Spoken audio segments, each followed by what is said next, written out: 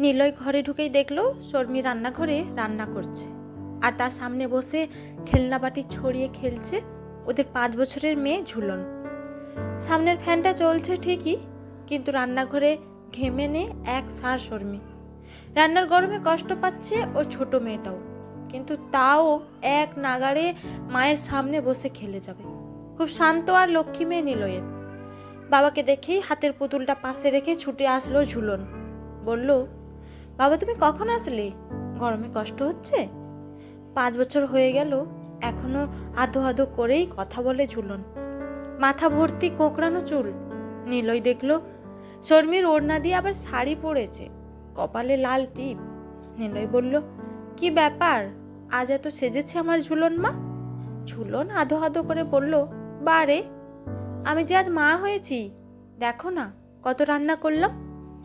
তারপর একটু দাঁড়িয়ে দৌড়ে রান্নাঘরে চলে গেল ঝুলন। 1 গ্লাস ভর্তি করে জল এনে দিল। নিলয় এক চুমুকে জলটা খেয়ে নিল। তারপর ওড়না দিয়ে বানানো শাড়ির আঁচল দিয়ে নিলয়ের কপালটা মুছিয়ে দিল ঝুলন। বাড়ি থেকে কিছু দূরেই নিলয়ের মস্ত কাপড়ের দোকান। দুপুর সন্ধে ও দোকান থেকে বাড়ি এসেই খাওয়া দাওয়া করে। যতবার দোকান থেকে আসে ততবার ওর ছোট্ট মেয়েটা এসে জল দেয়, কপালটা মুছিয়ে দেয়। নিলয় দেখলো ঝুলন ওর গায়ে প্রায় লেপ্টে দাঁড়িয়ে আছে। নিলয় মজা করার জন্য বলল, ঝুলন মা, তোমার যখন বিয়ে হয়ে যাবে, শ্বশুর বাড়ি চলে যাবে, তখন আমাকে কে জল দেবে এভাবে? ঝুলন আরও সরে এসে নিলয়ের গায়ের কাছে দাঁড়ালো। তারপর মুখটা নিলয়ের ঘাড়ের কাছে ঢুকিয়ে দিল। নিলয় বুঝলো বিয়ের নাম শুনে লজ্জা পাচ্ছে। বয়স যাই হোক, বিয়ের নামের সাথে খুব ছোট থেকেই মেয়েরা খুব আবেগপ্রবণ হয়ে যায়। নিলয় মেয়ের মুখটা সামনে এনে বলল, বিয়ে হয়ে গেলে ঝুলন বাবাকে ছেড়ে চলে যাবে তো? ঝুলন এবার জোর গলায় বলল, আমি বিয়েই করব না। বাবাকে ছেড়ে মাকে ছেড়ে ঝুলন থাকতেই পারবে না বলছে আর নাক টানছে।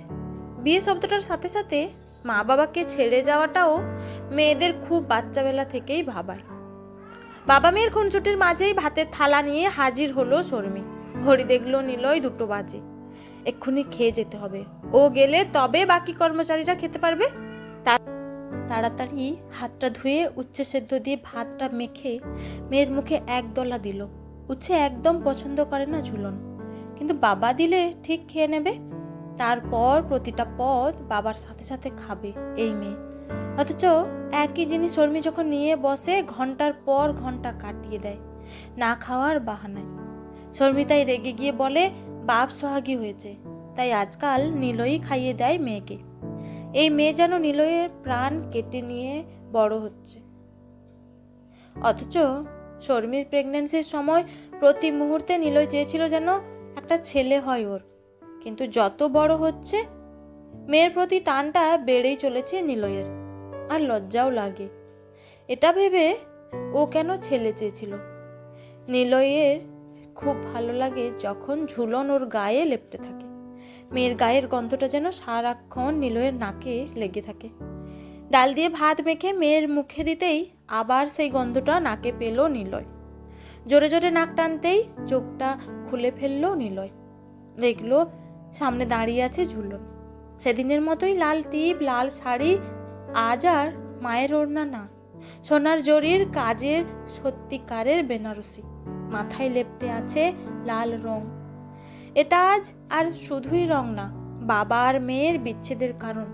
সোনার গয়না, লাল বেনারসিতে পুরো প্রতিমার মতো লাগছে মেয়েটিকে।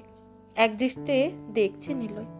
ওই সুন্দর মুখের মধ্যেই খুঁজে বেড়াচ্ছে ছোট্ট ঝুলনকে, যে সারাদিন বাবার পায়ে পায়ে ঘুরত। বাবা শরীরটা কি খারাপ লাগছে তোমার? ধরা গলায় বলল ঝুলন। দাঁড়াও বলেই পাশের টেবিলে রাখা জলের বোতল থেকে গ্লাসে জল ঢেলে এনে ধরলো নিলয়ের সামনে। নিলয়ও জলটা নিয়ে এক চুমুকে খেয়ে নিল। তেষ্টা না পেলেও মেয়ের দেওয়া জল সবসময় এভাবেই খায় নিলয়। তারপর বাবার সোফার হাতলে এসে বসলো ঝুলন। নিজের হাতের রুমাল দিয়ে নিলয়ের কপালটা মুছিয়ে দিতে দিতে বলল, বাবা ওষুধগুলো সময় মতো খাবে, মাকে খাওয়াবে। আর কিন্তু দেখার কেউ নেই তোমাদের, নিজেরটা নিজেদেরই করতে হবে। মেয়ে পাশে এসে বসতেই নিলয় নাক টেনে সেই গন্ধটা ধরার চেষ্টা করলো। কি কঠিন মুহূর্তে দাঁড়িয়ে আছে দুজনে। কি করে কাটাবে এই মুহূর্তটা জানে না নিলয়। কাল থেকে পালিয়ে পালিয়ে বেড়াচ্ছে ও। গায়ে হলুদ, বিয়ে, বাসি বিয়ে কোনো কিছুতেই ছিল না। বিয়ের নিয়মও নিজের দাদাকে দিয়েই করালো। ব্যস্ততা দোহাই দিয়ে নিলয় এড়িয়ে গেছে সবকিছু। সিঁদুর পরার পর মেয়েটার দিকে একবারও তাকায়নি। নিলয় একদৃষ্টে তাকিয়ে আছে দেখে ঝুলন বলল, বাবা বলো না, তোমার কি শরীরটা খারাপ লাগছে? এভাবে সোফায় হেলান দিয়ে ঘুমিয়ে পড়লে? আমি ভয় পেয়ে গেছিলাম। এই কদিন তোমার খুব খাটনি গেছে, তাই না বাবা? বলেই নিলয়ের ঘাড়ে মুখ ঢুকিয়ে দিল ঝুলন। বুকটা ফেটে যাচ্ছে নিলয়ের, কিন্তু চোখের জল ফেলা বারণ। মেয়ের মাথায় ঠোঁটটা ঠেকিয়ে মনে মনে ভাবছে, এই মুহূর্তটা যদি স্থির হয়ে যেত, সময়টা যদি আর না এগোতো, মেয়েটাকে আর যেতে হতো না, থেকে যেত এই বুকে। ঝুলন দিদি চল রে, কাকা চলো, ওর শ্বশুর বাড়ির লোক তাড়া দিচ্ছে, বলছে এক্ষুনি রওনা না দিলে সূর্য ডুবে যাবে পৌঁছাতে। মুহূর্ত থামলো কোথায়, আরও তাড়াতাড়ি এগিয়ে গেল। ঝুলন বাবাকে জড়িয়ে বসেই আছে। দাদার ছেলে ডাকতে এসেছে ওদের। সত্যি এবার ছেড়ে দিতে হবে মেয়েকে। মেয়েকে বুকে নিয়েই উঠল নিলয়। ওভাবেই দরজা দিয়ে বেরিয়ে সোজা উঠোনে এসে দাঁড়ালো। সেই উঠোন যেখানে 27 বছর আগে এভাবেই 6 দিনের মেয়েকে বুকে আগলে নিয়ে ঢুকেছিল নিলয়। 27 বছর ধরে যত্ন করে বড় করে ওই পথ দিয়ে আবার পাঠিয়ে দিচ্ছে। মন্ত্র, আগুন আর মাথায় লেপ্টে থাকা লাল রং মেয়েটাকে অন্য গোত্র করে দিল, পর করে দিল এক মুহূর্তে। কিন্তু রক্তটা, মনের টানটা, ওটা কি কেউ কেড়ে নিতে পারবে? কেউ পারবে না। বাবা মেয়ের টান কোনো গোত্র আলাদা করতে পারে না। ছোট্ট ঝুলন হয়েই থেকে যাবে ও আমার মনে। ভাবতে ভাবতেই ধান দুব্বা দিয়ে মেয়ের মাথায় দিয়ে বলল, নিলয় ভালো থাকিস মা, স্বামী ছেলে নিয়ে সুখে থাকিস। আশীর্বাদটা নিজেরই কানে বাজলো যেন। কিন্তু সত্যি আজ নিলয় বুঝতে পারছে, শুধু এই মুহূর্তটার জন্যই এখনো ঘরে ঘরে ছেলে সন্তানের এত চাহিদা। ওদের গোত্র বদলাতে হয় না, শিকড় ছেড়ে বেরিয়ে যেতে হয় না, মুহূর্তেকেও থামাতে হয় না। এবার কেঁদে ফেললো নিলয়। দেখলো ঝুলনটা বেরিয়ে যাচ্ছে সদর দরজা দিয়ে। হায় ভগবান, মুহূর্তটা থামিয়ে দাও।